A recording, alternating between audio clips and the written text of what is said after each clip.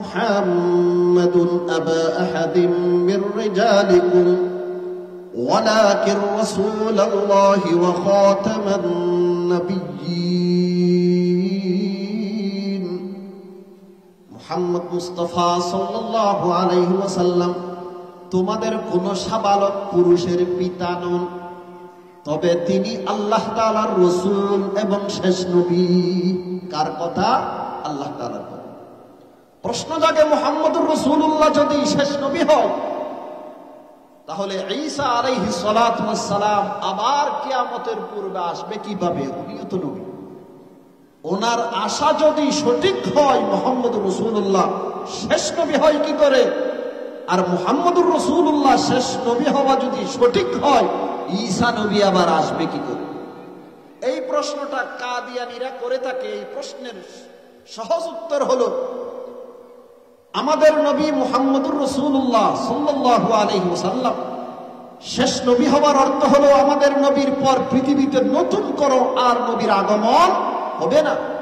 আর ঈসা আলাইহিস সালাতু ওয়াস সালাম উনি তো এমন ব্যক্তি যাকে আমাদের নবীর পূর্বে নবুয়ত দান করা হয়েছে।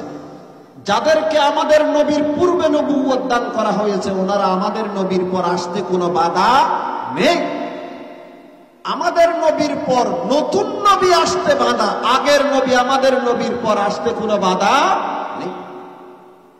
হযরতে ঈসা আলাইহিস সালাতু ওয়াস সালাম কিয়ামতের পূর্বে এই দুনিয়াতে আসবে।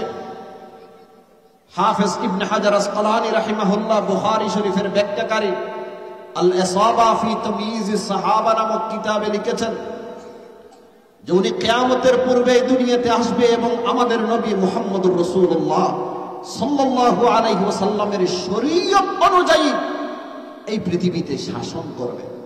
উনি নবী হিসেবে আসবে না আমাদের নবীর উম্মত হিসেবে আসবে? আমাদের নবীর উম্মত হিসেবে আসবে, নবী হিসেবে আসবে না।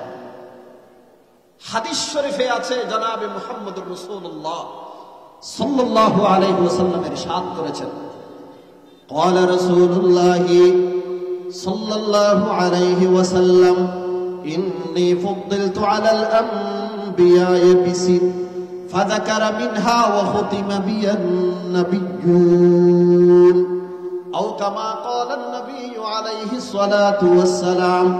আল্লাহর রাসূল বলেন, অন্যান্য নবীগণের উপর আমি মুহাম্মদুর রাসূলুল্লাহকে প্রাধান্য দেওয়া হয়েছে 6 জিনিস দ্বারা। আমি মুহাম্মদুর রাসূলুল্লাহর বৈশিষ্ট্য হলো 6টি।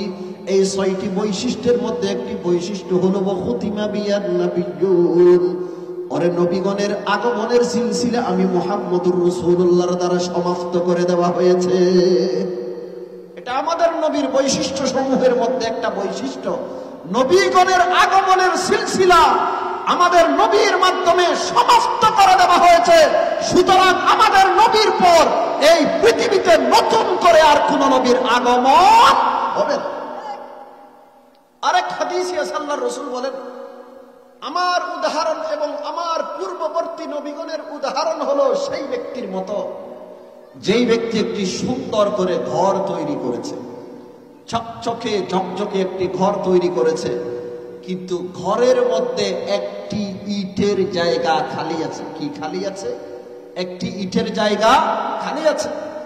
লোকজন ঘুরে ঘুরে ঘরটা দেখতেছে আর আশ্চর্য হয়ে বলছে, এত সুন্দর ঘর, একটা ইটের জায়গা খালি কেন? আল্লাহর রাসূল বলেন, ফাআনা নাবিনা ওয়া আনা খাতামুন নবিয়্যিন। এই ঘরের মধ্যে যে একটা ইটের জায়গা খালি আছে, সেই ইটটা হলাম আমি মুহাম্মদুর রাসূলুল্লাহ সাল্লাল্লাহু আলাইহি ওয়াসাল্লাম।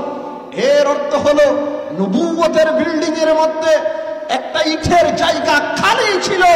এই খালি জায়গাটাকে মহান রব্বুল আলামিন সম্পূর্ণ করে দিয়েছে আমাদের নবী মুহাম্মদুর রাসূলুল্লাহ সাল্লাল্লাহু আলাইহি ওয়াসাল্লামের মাধ্যমে। এখন কি আর কোন ইটের জায়গা খালি আছে? না, যেটা ছিল সেটা আল্লাহ তাআলা বন্ধ করে দিয়েছে। কার মাধ্যমে? মুহাম্মদুর রাসূলুল্লাহ সাল্লাল্লাহু আলাইহি ওয়াসাল্লামের মাধ্যমে। যেহেতু নতুন কোন আর ইট নবুয়তের বিল্ডিং এর মধ্যে প্রবেশ করানোর আর কোনো সুযোগ নেই, সেজন্য আমাদের নবীর পর নতুন কোন নবী আসারও কোনো সুযোগ নেই। আরেক হাদিসে আল্লাহর রাসূল বলেন, قال رسول الله সাল্লাল্লাহু আলাইহি ওয়াসাল্লাম সায়াকুনু ফি উম্মতি 30 কাযাবুন কুল্লুহুম ইয়াজউমু আন্নাহু নবী ওয়া আনা খাতামুন নাবিয়্যিন লা নাবিয়্য বা'দি আও কামা ক্বালান নবী আলাইহিস সালাতু ওয়াস সালাম। আল্লাহর রাসূল বলেন, অচিরে আমার উম্মতের মধ্যে 30 জন মৃত্যুকের আবির্ভাব হবে। তাদের প্রত্যেকে দাবি করবে সে নবী, অথচ আমি শেষ নবী, আমার পরে আর কোন নতুন নবী আসবে না। কার কথা? মুহাম্মদুর রাসূলুল্লাহ সাল্লাল্লাহু আলাইহি ওয়াসাল্লামের কথা।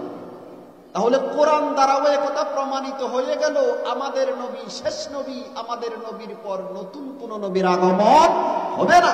হাদিস দ্বারাও প্রমাণিত হয়ে গেল, আমাদের নবী